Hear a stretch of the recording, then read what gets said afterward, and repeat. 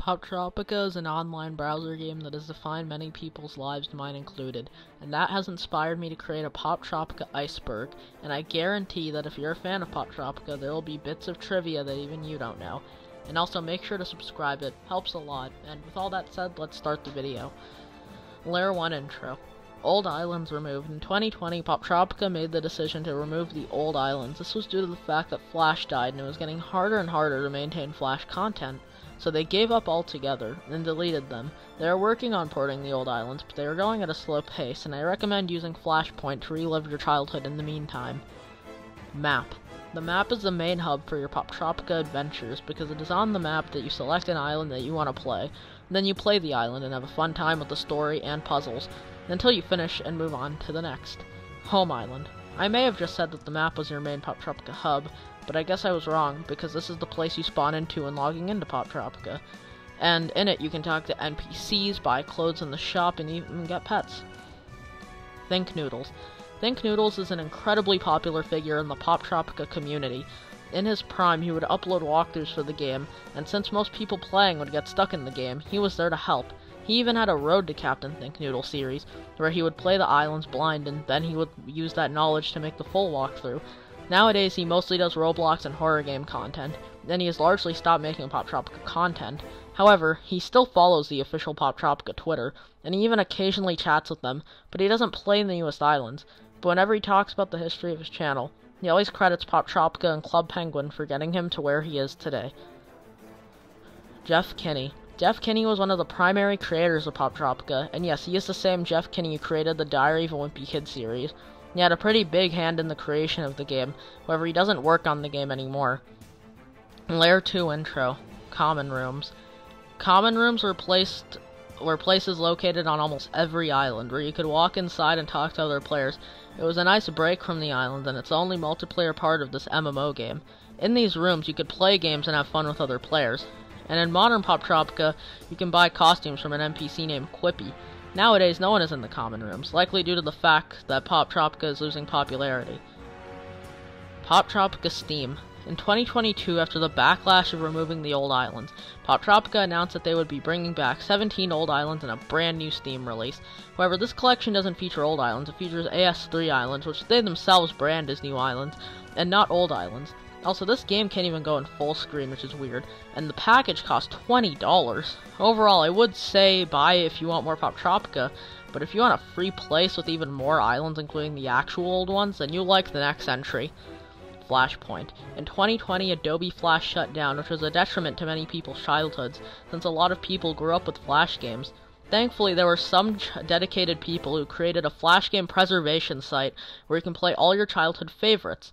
Yes, that includes Poptropica. You can play all your favorite childhood islands, and they recently updated it to include the AS3 islands. Now it's the most complete Poptropica package. The only islands it's missing are Snagglemas, Reality TV Wild Safari, Fairy Tale Goofball, and Jade Scarab Island. I would overall recommend playing the Flashpoint version, but you should still buy the Poptropica Steam release to fund the Poptropica devs so they can officially port the old islands. Hacks. Poptropica used to run on Adobe Flash, but the game now runs on Hacks. I would like to mention that the game is a lot more fluid and fun to control on Flash. Hacks is very buggy and a lot less fun, but I know it's hard to rebuild a game from the ground up, so I can understand. Membership. Poptropica is largely free to play, however in 2010 they introduced a membership feature. If you bought the membership, you would get to play new islands before everyone else. Nowadays, the membership is a lot more crammed down your throat, with islands taking months, sometimes years, to become free for everyone. But once again, I can understand this, as Poptropica has been struggling with their decline in popularity. Layer 3, Poptropica Worlds. Poptropica Worlds was originally envisioned as a pseudo-remake/sequel/spin-off of Poptropica that came out in spring of 2017.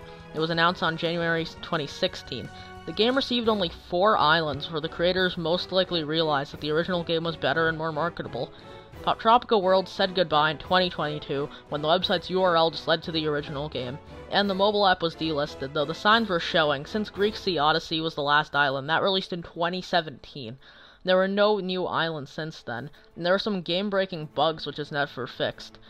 That's honestly pretty sad. I will always prefer the original, but it would be cool if someone had an archive or maybe a recreation of Poptropica World. It'd also be cool if Poptropica ported Crisis Caverns to the original game. Mythology hacks. Mythology Island is a beloved Poptropica classic. It's one of the islands that disappeared when Poptropica removed the islands. Then Poptropica announced they were bringing the island back, and people were hyped. That was until they played it and found out it was a watered-down version of the original. It makes many parts significantly easier, and it's overall very hand-holdy and not as fun. Thankfully, the Steam releases the original version with sound, but if you want the truest OG version of Mythology Island, then go to Flashpoint. Poptropica Realms.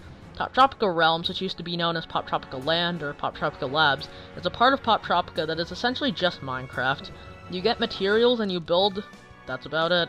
Nowadays, this feature is only on the Steam release. Poptropica Help Blog.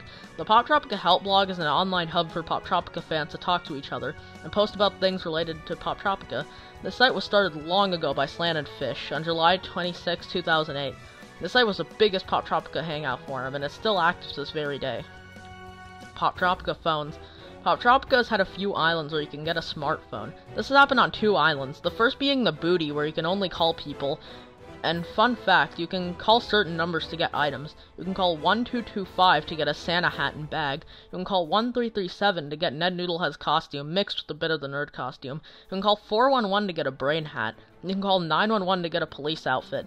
In the actual story, you have to call 555-6789 to call Vince Graves, which distracts him so you can get an item. In Nightwatch Island, you get an iPhone, and on it you can view the security cameras, view your contacts list, make notes, and play Planet Slug, which is a game that's very similar to the Angry Birds, but in space.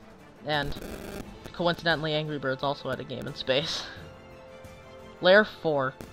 Time Tangled used to be called Time Twisted. As the title says, Time Tangled Island used to be called Time Twisted Island. Something even cooler is that if you go to Sharktooth Island, which released before Time Tangled, you can find an NPC that talks about how he should be on Time Twisted Island. Surprisingly, the dialogue was never changed to say Time Tangled, even after the island Time Tangled was eventually released. In the book Pencil Warrior, which is an official Poptropica book, some copies accidentally had a Time Tangled medallion that says Time Twisted instead, which is really funny. Poptropica Books. There are a lot of Poptropica books out there, the most popular being the Mystery of the Map books, based on a concept Jeff Kinney made. There are also a few others like the Poptropica Official Guide, books based off of island stories like Skullduggery and Astronauts, the Island Creator Kit, Pencil Warrior, and some Poptropica English educational books. Roblox Games. Poptropica has made a few Roblox games over the years, like this one based on Zomberry Island called Zomberry Humans vs. Zombies, and also one called Unicorn Frenzy. Both games are pretty dead, and recently Poptropica made a specific Roblox division called Suit Up Games.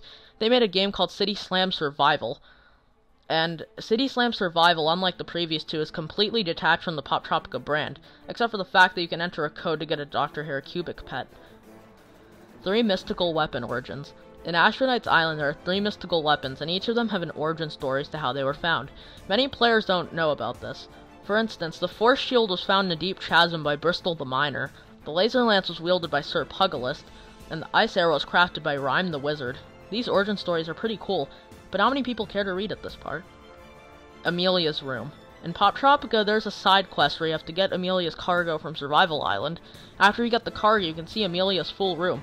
And at first this doesn't seem special, but there are actually a lot of references to other islands, like the Golden Apple from Mythology Island, a mashed potato version of her head, which implies that she had to escape from Pelican Rock, because that's something we had to do to escape. A picture of her winning the Flying Ace race from Monkey Wrench Island, lipstick that Rumpelstiltskin gave you in Fairy Tale Island, the head of the dragon from Astronauts Island, the trophy you get for beating Crisis Caverns, which is a Poptropica Worlds Island. And these next ones aren't necessarily references, but there's a picture of Amelia and Xavier in a plane, a photo of Amelia, and some unnamed Poptropicans, and a cat. I'm still not sure who these other 2 people are. It would be pretty cool if Poptropica revealed who they were, but it's still pretty cool stuff. Layer 5, Poptropica Flag. In Lunar Colony Island, there is a flag that's thought to be the flag of Poptropica.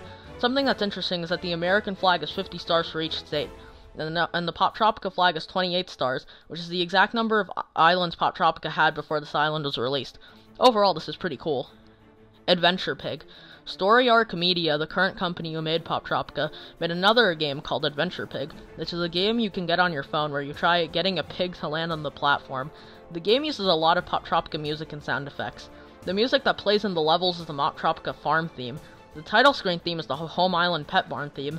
The game is okay, and I kind of got addicted to it while playing it in the making of this video.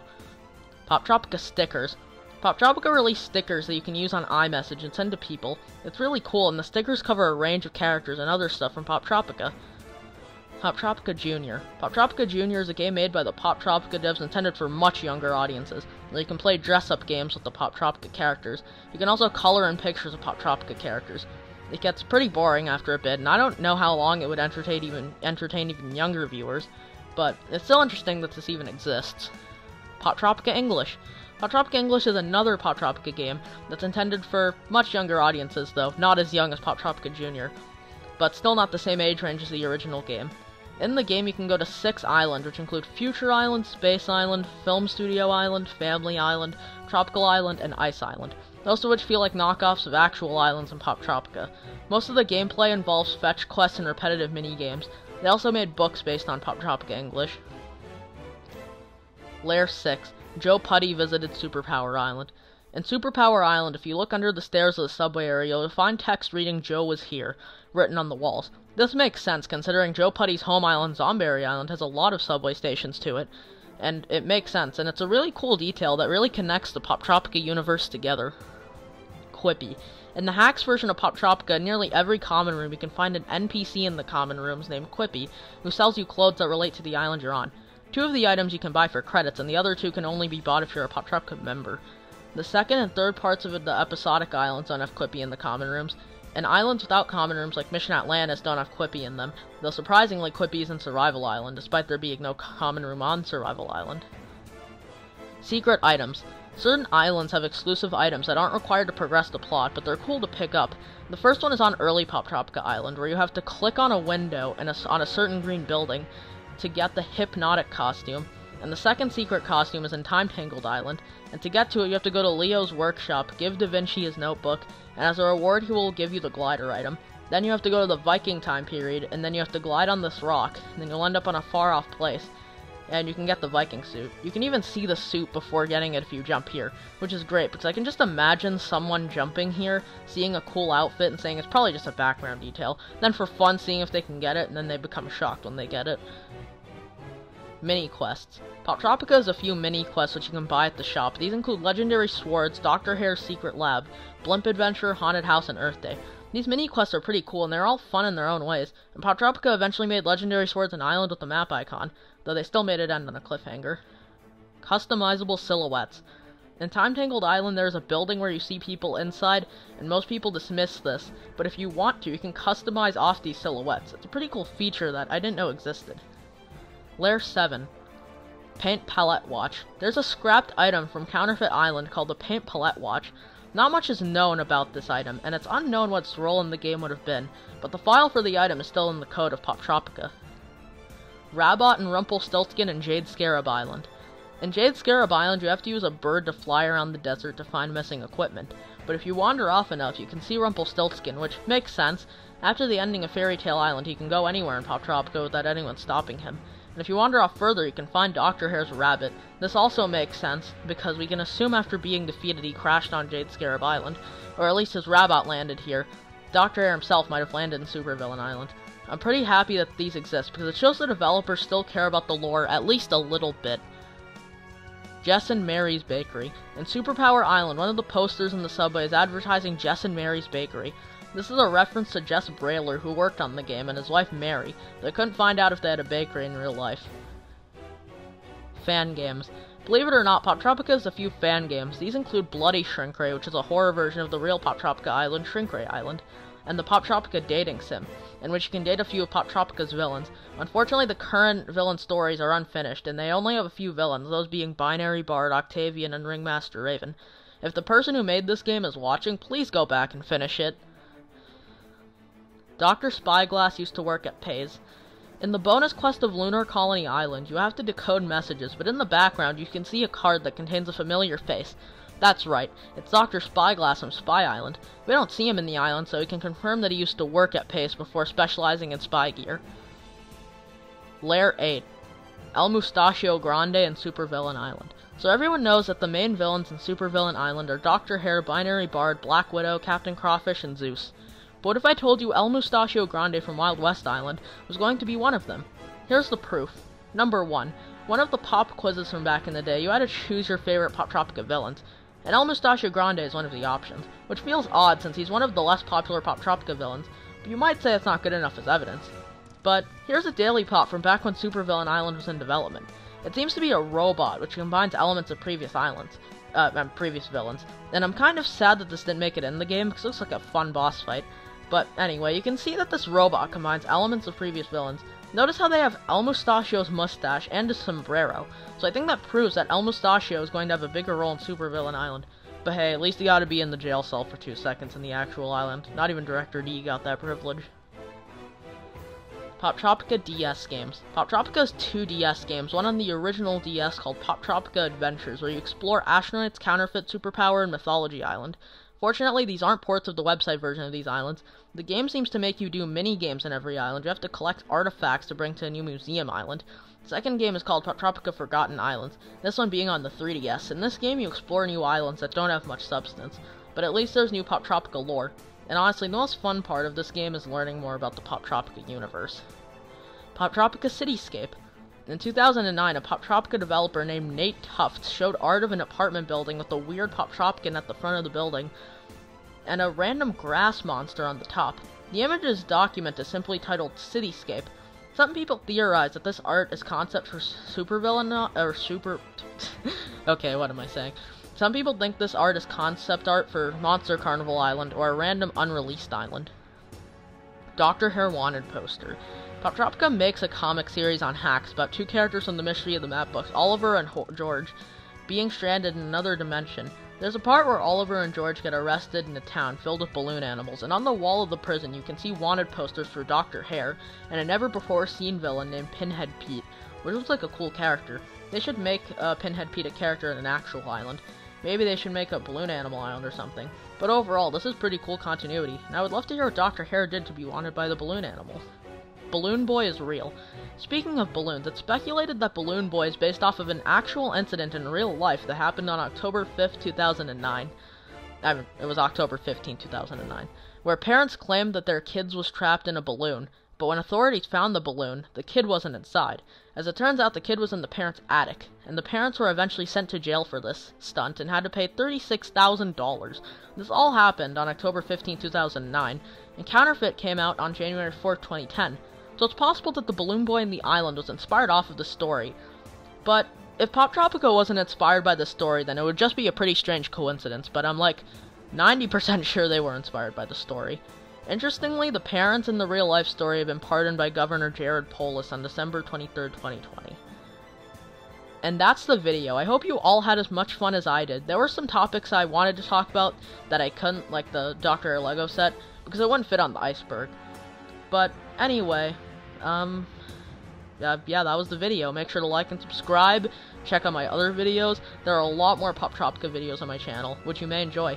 If you haven't played Poptropica in a while, or you've never played it at all, then go check it out. It's free on browsers and mobile. Anyway, stay safe and hydrated, and I'll see you later.